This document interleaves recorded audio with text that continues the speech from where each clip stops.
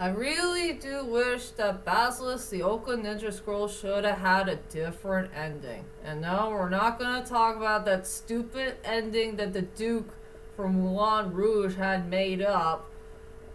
You know, about spectacular, about changing that dumb A-word ending that the courtesan choosing the Maharaja. I think it's better to keep it as the courtesan choosing the penniless sitar player. But this type of ending needs to be different. So I think it's a good idea for Basilisk, the Ouka Ninja Scroll. I think the ending should have been fixed. And get rid of their flaws here and there. Well, if you know what I mean. Well, anyway, hi ladies and dudes, this is Rebecca Lynn Barkley, aka BooBop1987. This is my review for a day. And today I have no review, ladies and dudes, but once again, it's time for another quick edition of BooBop1987's most quick videos. And what's today's most quick video of the day? Well, it's been 2 long days, if I remember right. 2 days that we did finally see the final episode of Basilisk, the Ouka Ninja Scrolls. And I will say for the final episode, it was fine, but sadly it does have a few flaws. But it does have a few positive things here and there, and I did do a video of it yesterday about what are my positives and what are my negatives for the final episode of Basilisk, the Ouka Ninja Scrolls. You know, something I did enjoy, something I did not like, and something about changing the ending just a little bit. Well, for today's quick video of the day is I just wish that the final episode should have been fixed and give us a much better ending that we could never forget in anime history. You know, just give us a different type of plot for the ending. You know, try to rechange it just a little bit. Well, after all, the second half has to be fixed the most. We gotta get rid of its dumb A-word plot holes. Like that stupid monk is still alive and he still has that stupid thingy-majiggy that came from Tenzin. And we have no idea how did that weirdo monk dude survive.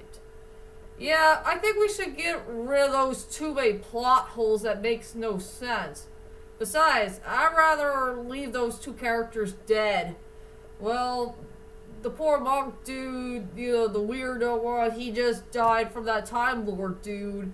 And yes, the stupid monk dude did die in the hands of his Time Lord dude, and the dude he was trying to wake up. You know, back in episode 22. I should leave those storylines exactly as it is.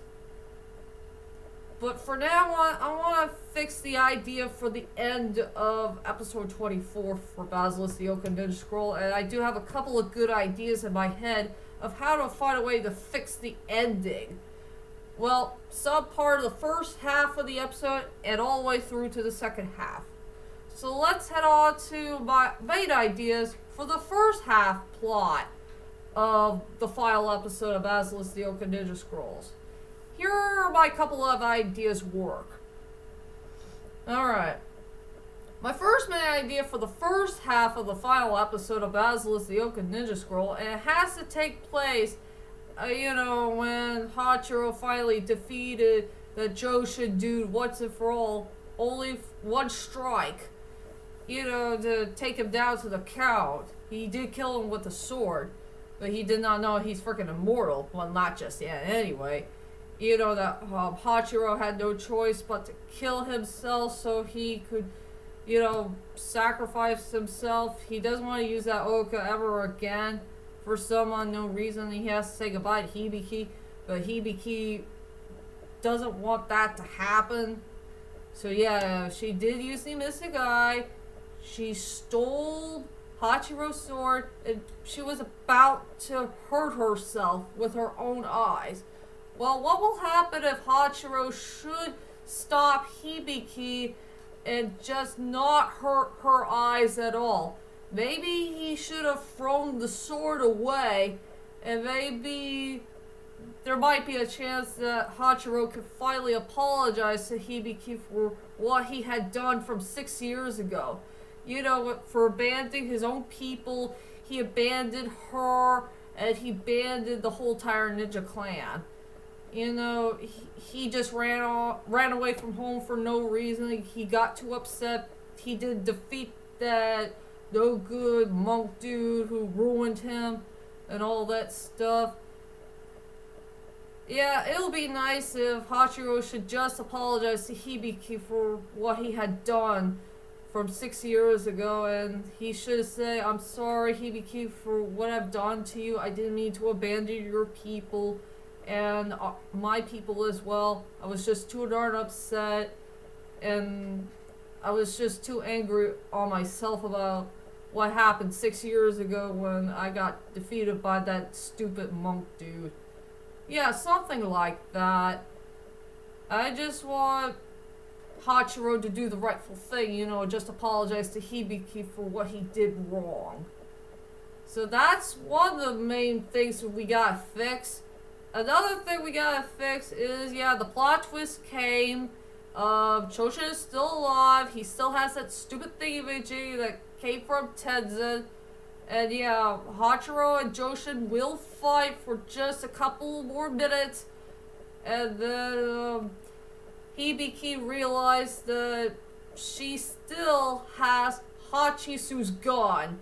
And I'm sure Hachisu's gun still has one more bullet left that's inside of the gun.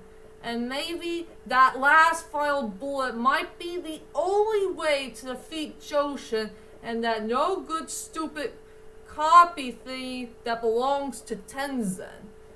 Well, if Hachiro Hibiki could find a way to defeat that guy for good with just one small strike. Besides, we gotta make sure that Hibiki needs to see the whole thing without being so blind. So yeah, I'm not sure how will this work for this final showdown. You know, with Hibiki using Hachisu's gun, Hachiro has to face Joshin one last time. And yeah, there will be a part where Hachiro dies, and Hibiki might be the last one standing. You know, she has to live. Yeah, there will be a part where Hachiro dies. You know, from the evil hands of Joshin. So yeah, I wish there was some way I could find a way to make that idea work. You know, for the last part of the first half of the episode. So yeah, you know, after that's done, the evil monk dude has finally been destroyed for good, and poor Hachiro died, and Hibiki became the last one standing, and they finally returned to the real world safe and sound. Poor Hibiki is still kind of sad about Hachiro's death, and I think it's a good idea. They need to destroy that Tenzin tree for good. You know, like chopping it up. Or, you know, just do something with that stupid tree that belongs to Tenzin. It needs to be destroyed right away, and it's nothing but bad luck to all the ninjas out there. Well, if it doesn't matter if it's Koga, Iga, or whatever type of ninja clan that everybody belongs to. That tree needs to be destroyed once and for all. And then most of all, my main idea for the second half for Basilisk, the Ouka Ninja Scroll, and I really, really want to give this cool ending a very positive note. What will happen if Hibiki should decide to make a brand new cherry blossom tree and name this tree after her mother? And I think that will be a very lovely idea if she dedicate a very beautiful tree that was named after our dear beloved Iga princess, Oboro Dono. And yes, we'll keep the part at the end where Hibiki needs to watch these brand new Kogas and Igas. You know, the new generation, you know, to keep the Koga and the Iga race alive, no matter what. And try to teach him how to be ninjas. Yeah, that's one of the best things I do like about the second half is, that Hibiki decided to watch these brand new kids who have the same names as the originals. And that made me very happy. And then finally at the end of this main idea for the second half, after when Hibiki is watching the kids and doing a whole lot of training here and there, I'm sure she's going to see the spirit of Ganosuke-sama, Oboro-dono, and Hachiro-sama. They're finally going to watch her and, guide her. And I guess they want to say hello to her, while they're living in an afterlife. Just for a short visit. They just want to know how she's doing and how she became the last main survivor of the Iga clan. And, get to know how her life is doing and all that stuff. Yeah, it'll be very magical, very tear-jerking, and you could say this is the true positive ending that I really want to see for Basilisk the Ouka Ninja Scroll, is that Hibiki finally did see the spirit of Ganosuke-sama, Oboro-dono, and Hachiro-sama, and they're finally back together as a family at long last. And then their spirits had gone bye-bye after when she finally seen them one last time. Something that'll bring you to a tear to your eye. If you know what I mean. And that's how the story will end. For real, if you know what I mean.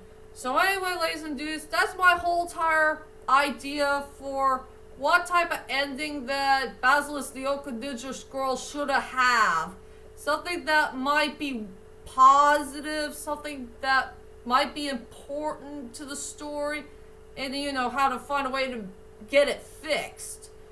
And get rid of those two evil plot holes for good. No Choshin, and no the weirdo monk dude. Oh yeah, we'll keep the part about Lord Tanaka's death, that his head got chopped off. Something about the seppuku thing. So we'll leave that one alone. But for the rest, it needs to be fixed. So anyway, that's my whole entire idea for the ending for Basilisk the Ouka Ninja Scroll if this ending would have done differently. What do you think about my main idea for the main ending for Basilisk the Ouka Ninja Scroll for the final episode? Do you like my idea? Do you hate my idea? Do you think it's a pretty decent idea? And let me know, ladies and dudes, is there any idea that you want to make up for the ending of the last episode of Basilisk the Ouka Ninja Scroll, to fix and get rid of some of the major problems here and there that came from that original ending that the creators had made up? Well, whatever it is, just leave a comment there and let me know. And join me next time for my next videos to come in the main future. Like movie reviews, top 10 or 5 lists, quick videos, bloopers, you name it. So, that is it for now, and I'll see you guys later, and sayonara!